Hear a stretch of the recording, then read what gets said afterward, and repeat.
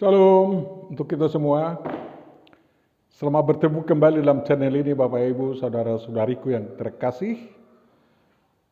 Kita akan merenungkan firman yang menjadi evangelium tanggal 16 Oktober tahun 2022. Kalau saya nggak salah itu minggu ke-18 setelah Trinitas. Untuk itu, mari kita persiapkan diri kita menerima penyertaan dari Tuhan kita. Damai sejahtera Allah yang melampaui segala akal budi manusia, kiranya memenuhi hati dan pikiran serta kehidupan Bapak Ibu, saudara-saudariku yang terkasih dalam Kristus Yesus. Amin. Mari kita buka kitab suci kita, Bapak Ibu Saudara, yakni dari Nehemia 5 ayat 1 sampai 13. Ini merupakan cerita yang dituliskan oleh Nehemia sendiri, karena dia yang menulis kitab Nehemia. Kita dengarkan bersama dan kita baca bersama. Maka terdengarlah keluhan yang keras dari rakyat dan juga dari pihak para istri terhadap sesama orang Yahudi. Ada yang berteriak, anak-anak kami dan anak perempuan kami banyak, dan kami harus mendapat gandum supaya kami dapat makan dan hidup. Dan ada yang berteriak, ladang dan kebun anggur dan rumah kami gadaikan untuk mendapat gandum pada waktu kelaparan. Juga ada yang berteriak, kami harus meminjam uang untuk membayar pajak yang dikenakan raja atas ladang dan kebun anggur kami.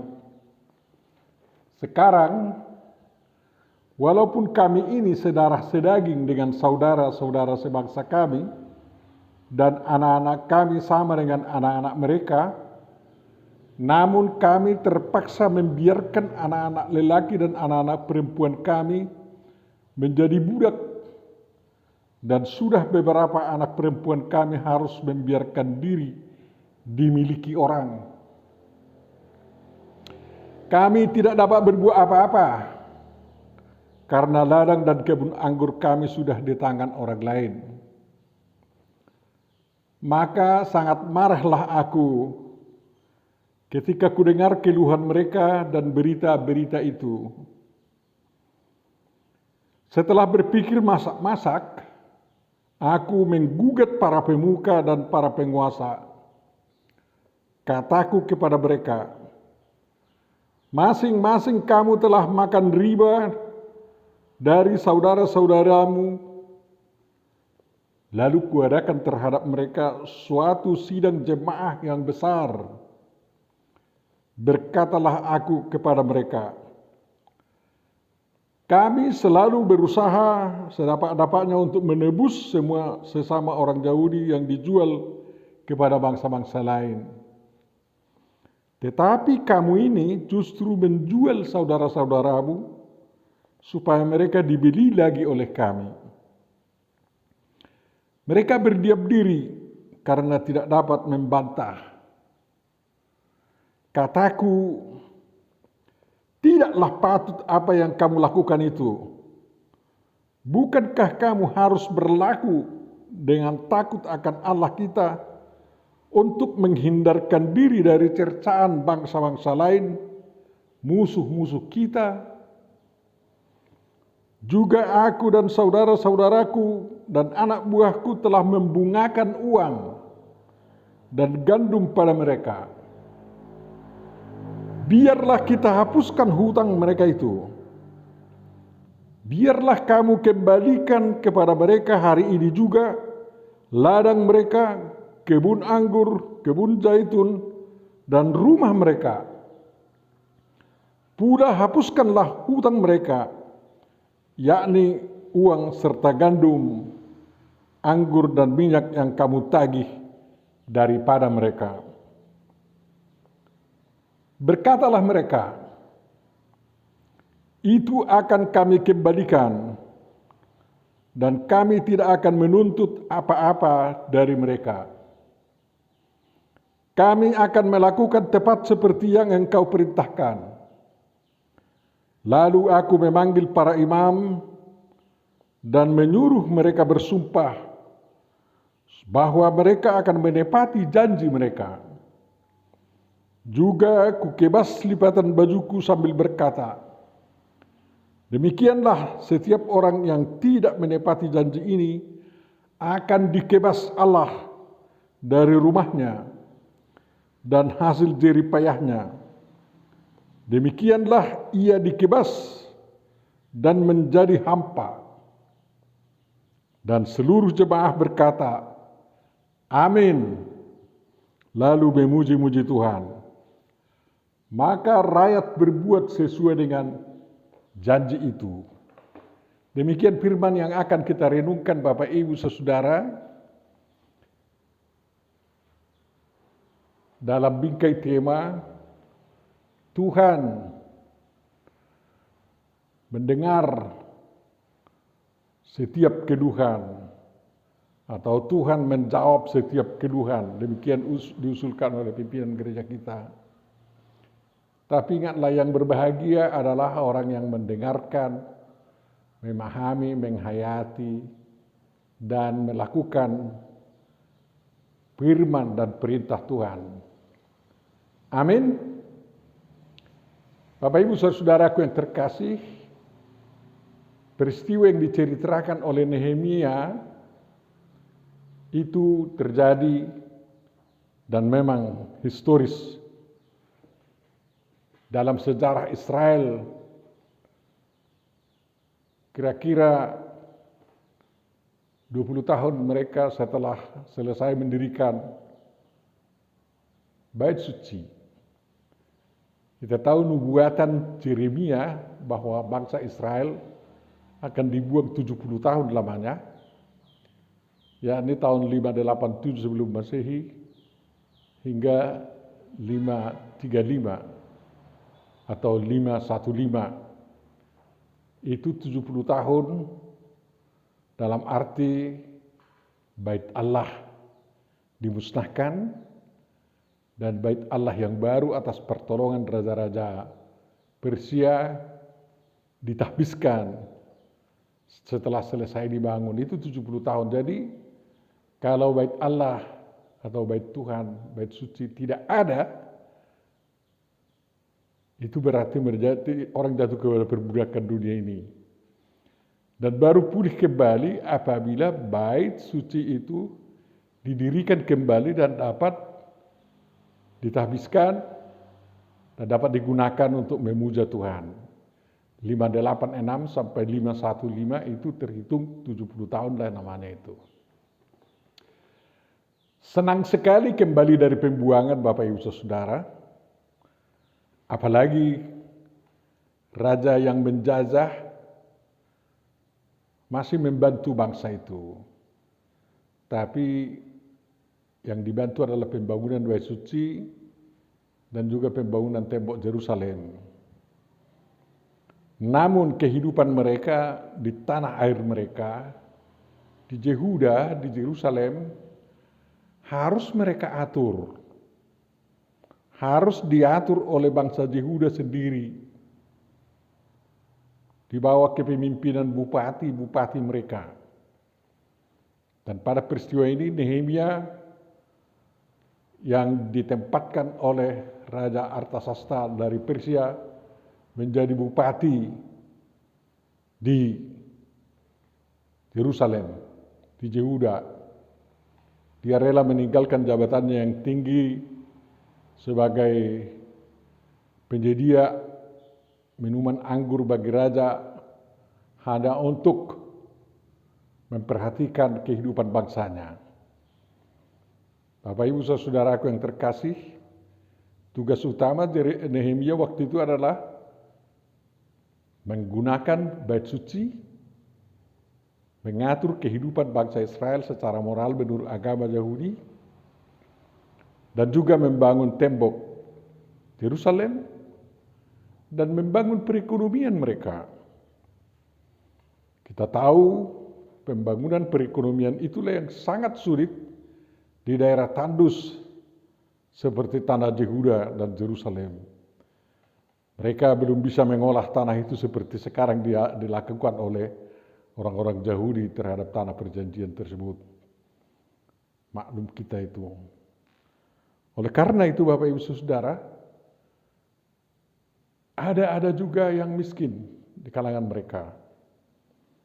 Justru memang sewaktu mereka kembali dari pembuangan, mereka dilihat ya dari suku-suku mana, dari marga-marga mana, keturunan-keturunan siapa, dan kepada mereka diberikan bagian-bagian tanah yang harus dikelola oleh keluarga-keluarga itu, dibagi secara adil sebenarnya. Tetapi tidak semua orang dapat berhasil menjalankan ekonomi. Ada juga yang merasa sial. Dan Musa sebenarnya sudah memprediksi adanya kemiskinan di kalangan umat Tuhan.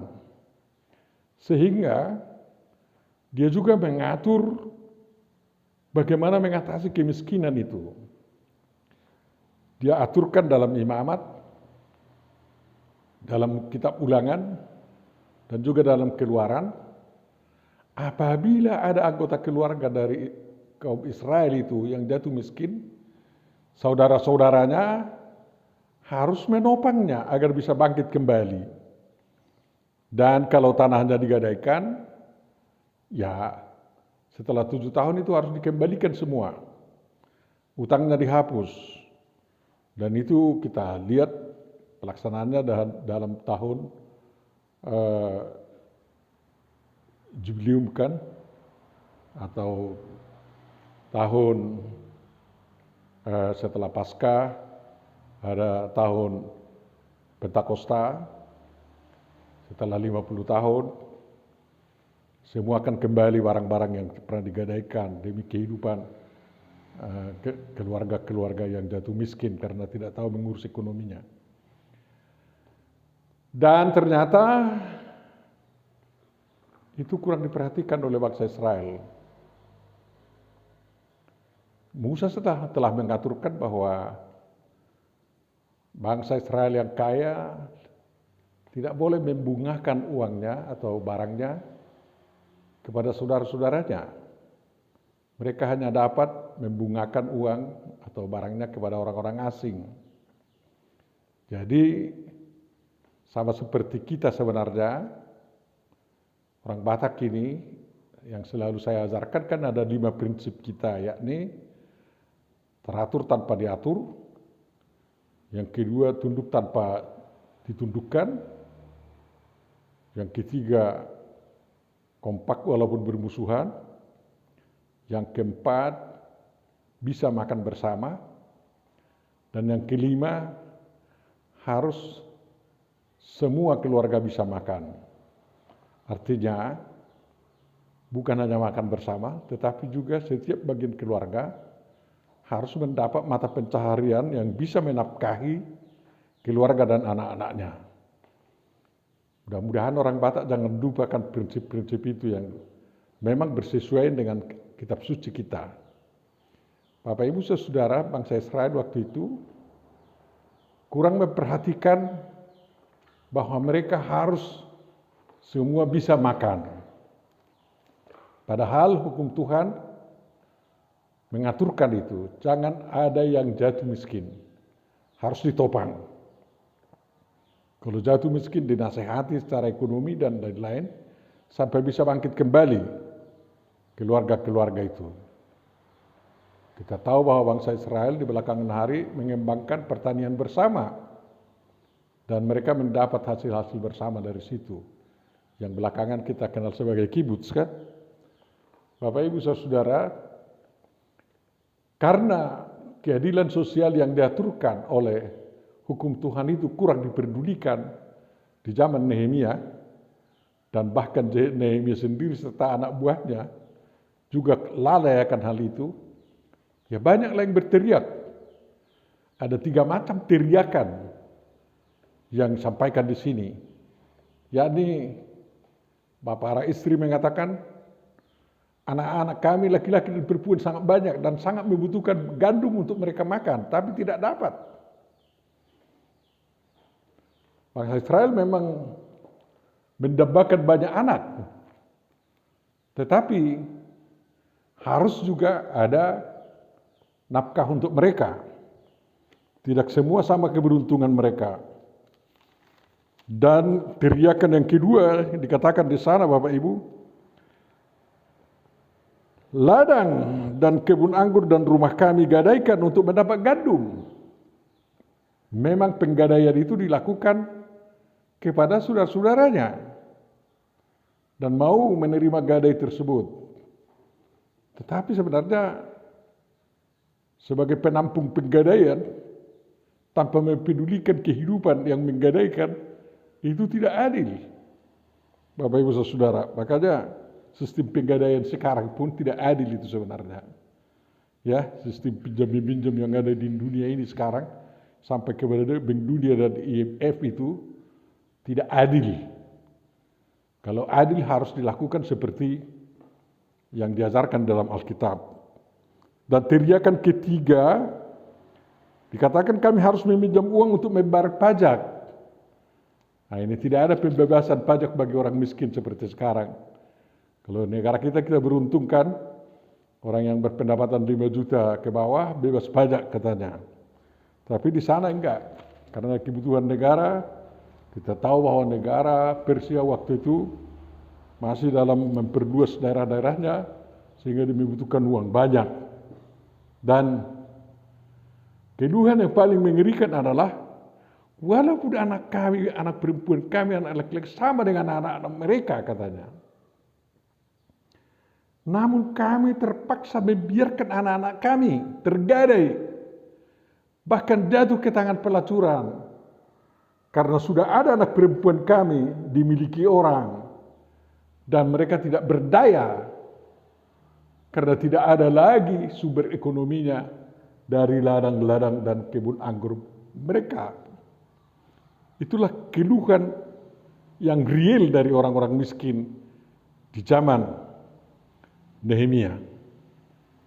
Jadi tidak ada gunanya cantik-cantik bait suci, tidak ada gunanya hebat-hebat tembok kota, tidak ada gunanya memang infrastruktur yang dibangun oleh suatu negara atau suatu daerah otonom misalnya, seperti Yehuda waktu itu dalam kerajaan Persia, kalau terlalaikan orang-orang miskin. Semua yang dibangun itu harus dalam rangka menopang kehidupan orang miskin tanpa melalaikan, tanpa merugikan orang-orang kaya. Ya, di zaman modern sekarang pemerintah telah mengatur secara ekonomi bagaimana orang-orang kaya bisa membantu orang-orang miskin dengan tanggung jawab sosial. Seperti kita katakan BPJS, KIP dan lain-lain, bantuan sosial, bantuan langsung, bantuan BBM dan lain-lain. Ya, itu demi orang miskin. Dulu tidak ada seperti itu di zaman Persia, di zaman Nehemia, di Yehuda. Sumber alam mereka pun sangat terbatas, kan kayak gitu. Jadi hanya satu caranya, kembali kepada firman Tuhan. Bahwa firman Tuhan menganjurkan agar semua yang digadaikan itu dan hutang-hutang yang ada itu baik berupa uang, baik berupa benda, dihapus. Jadi harus ada tahun penghapusan hutang. Itulah keunggulan bangsa Israel. Itulah keunggulan hukum yang terdapat dalam kitab suci kita. Ada 1 tahun penghapusan hutang semua. Dan orang mulai membangun ekonomi dari modal-modal yang ada itu.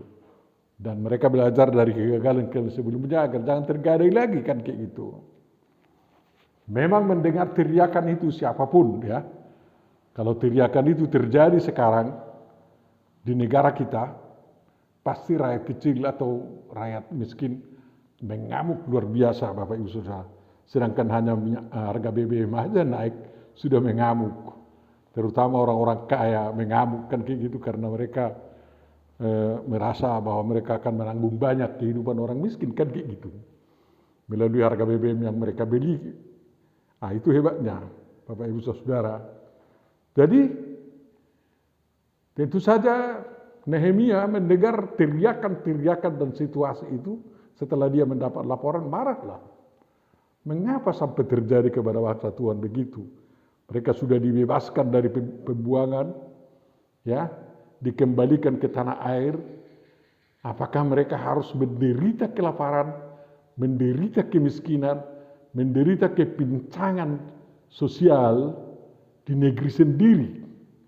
Itu menjadi dosa besar juga di hadapan Tuhan apabila terjadi bahwa pembebasan dilakukan Tuhan tidak membawa kemakmuran secara merata kan kayak gitu. Demikian juga kan kalau kita merdeka, kemerdekaan itu adalah kesempatan untuk saling menindas, saling mengisap dan lain-lain, kan kemerdekaan apalah itu? Apa merdeka kalau begitu? Jadi kemerdekaan adalah kebebasan untuk mengatur kehidupan sosial secara sukarela, secara adil, ya. Orang miskin tidak menjadi semakin miskin, tetapi harus bangkit. Jumlah orang miskin di negeri harus setiap tahun berkurang, ya. Di Indonesia sekarang ini akibat COVID tambah orang miskin kan persentasenya. Mudah-mudahan setelah COVID ini persentase orang miskin di Indonesia akan semakin berkurang dengan kebijakan ekonomi. Mudah-mudahan di pemerintahan yang akan datang juga tidak banyak bangsa Indonesia yang jatuh miskin. Dan memang kalau orang-orang kaya lalai akan tanggung jawab sosialnya terhadap orang miskin, terhadap tanggung jawab negara terhadap orang miskin, maka akan terjadi kebincangan sosial. Makanya di negara kita ada kan kesetiakawanan sosial, bukan penghapusan hutang-hutang yang telah terjadi, ya. Banyak yang tidak setuju kalau ada suatu tahun, entah setelah 40 tahun atau 20 tahun, semua hutang dihapus, ya. Kita memang senang mendengar bahwa ada negara-negara kaya yang menghapus hutang-hutang Indonesia. Tapi dari cara lain mereka mengambil juga mengkuras Indonesia itu. Makanya kita hati-hati. Saudara-saudara, dalam menanggapi situasi itu, seorang pemimpin yang bijak seperti Nehemia perlu ada. Coba bayangkan, setelah Nehemia mengetahui situasi keadaan hidup rakyatnya yang miskin itu, kemarahannya tidak mengamuk-ngamuk kepada orang-orang kaya. Dengan kepala dingin dia berpikir masak-masak apa yang harus dilakukan. Disinilah terjadi demokrasi umat Tuhan. Ya, dia memanggil suatu perhimpunan jemaah yang sangat besar untuk membahas masalah itu dan bagaimana menemukan bagaimana mengatasi masalah tersebut. Setelah mereka mempelajari hukum Tuhan dan Nehemia juga merasa bersalah bahwa dia membungahkan uang kepada bangsanya, ya, sehingga ada yang menjadi diperbudak oleh saudaranya, walaupun dia menebus orang-orang Yahudi yang dijual kepada bangsa-bangsa asing, padahal di kalangan bangsanya ada yang saling menjual, saling memperbudak, saudaraku yang terkasih. Jadi kemarahannya itu dia salurkan kepada musyawarah nasional bangsa Yahudi waktu itu, bagaimana mengatasinya. Karena kalau keluhan orang miskin tidak diatasi secara bersama, keadaannya akan semakin kacau di suatu negara, walaupun itu kecil seperti Yehuda waktu itu, bisa terjadi Bapak Ibu Saudara. Itulah keunggulan Nehemia waktu itu, ya. Dia selaku pemimpin besar yang datang sengaja dari Susan, dari Persia, untuk mengatur kehidupan orang-orang Israel di Yerusalem. Memanggil semua orang-orang kaya, memanggil orang semua yang berpengaruh, pemimpin-pemimpin agama, tokoh-tokoh masyarakat, dan juga kaum miskin itu dipanggil. bagaimana cara. Mereka mendapat pedoman dari firman Tuhan bahwa barang gadaian harus dikembalikan, walaupun itu belum tahun pengembalian barang gadaian, penghapusan hutang. Tapi Nehemia menggiring ke sana agar bangsa itu tahu bahwa itu adalah kehendak Tuhan. Nehemia bukan mencari-cari kehendaknya atau kehendak orang-orang kaya, bukan. Dia mencari kehendak Tuhan dalam menyelesaikan masalah sosial sehingga dengan demikian Tuhan menjawab keluhan daripada rakyat miskin tersebut, daripada semua bangsa Israel, agar kemakmuran dapat dinikmati secara bersama. Kemerdekaan dari pembuangan Babel dapat dinikmati dan disyukuri secara bersama, baik oleh orang miskin maupun oleh orang kaya. Bapak Ibu Saudaraku yang terkasih.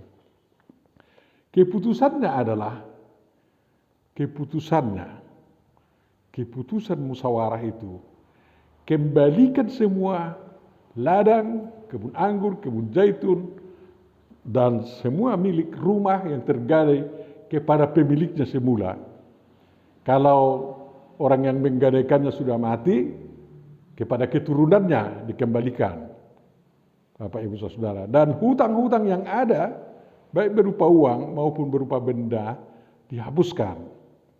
Yang indah luar biasa adalah bahwa didorong oleh rasa takut kepada Tuhan dan rasa madu terhadap bangsa-bangsa lain. Bangsa itu, orang Yehuda semua setuju melakukan kehendak Tuhan tersebut. Sehingga semua bangsa itu dapat merasakan bagaimana Tuhan menjawab pergumulan-pergumulan mereka. Jadi bukan Nehemia yang menjawab, bukan orang-orang kaya yang menjawab. Tuhan yang menjawab pergumulan-pergumulan mereka dengan mengerahkan pemerintah dan juga mengerahkan tokoh-tokoh masyarakat, tokoh agama, dan orang-orang kaya mengatasi hal-hal yang diteriakkan oleh bangsa itu, yang dikeluhkan oleh bangsa tersebut. Demikianlah Tuhan mau menjawab pergumulan-pergumulan bangsa sebenarnya. Kalau tidak ada lagi yang takut akan Tuhan, semua korupsi dan lain-lain, dan mengatakan, ya lo mai tahu di sih, marmati apa tahu, kalau gitu prinsip ada orang yang mengatakan demikian, ya itu sebenarnya adalah pembunuhan secara tidak langsung terhadap orang-orang miskin. Ketidakpedulian meningkat. Jadi orang harus memperhatikan orang-orang miskin. Dan mereka mengikat perjanjian. Dan kita tahu perjanjian di hadapan Tuhan adalah sangat-sangat berharga. Nehemia memanggil imam-imam menjadi saksi dan pengawas untuk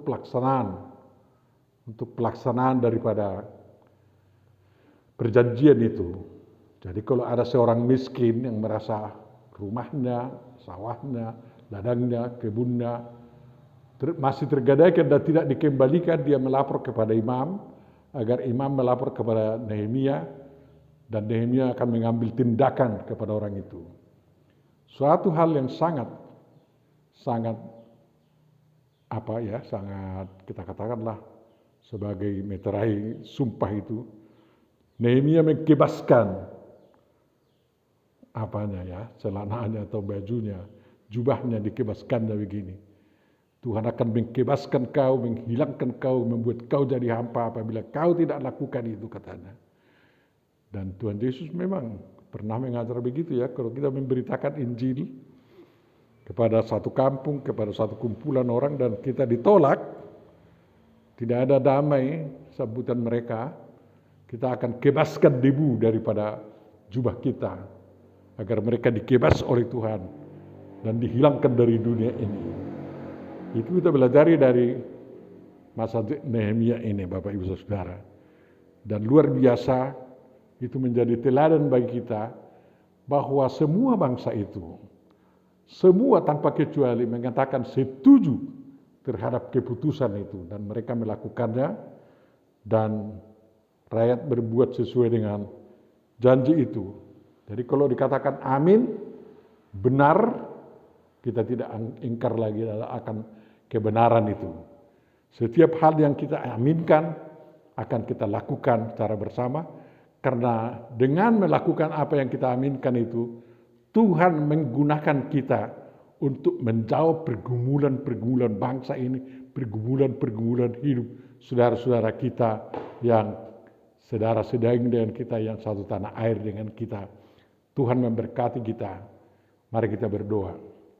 Bapa Surgawi, terima kasih atas firman yang telah Kau berikan kepada kami.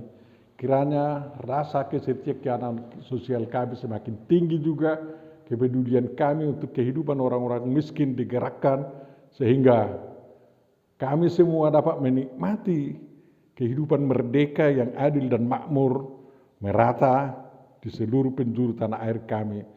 Tuhan, ampuni dosa kami kalau kami dalam lalai dalam hal ini, dan kami serahkan perjalanan hidup bangsa kami, perjalanan gerejamu semua, yang beraneka ragam itu, agar mereka juga bergerak bersama untuk keadilan sosial bagi seluruh bangsa Indonesia. Terima kasih Bapa, sempurnakan doa ini dan kabulkanlah itu dalam Yesus Kristus, Tuhan dan Juru Selamat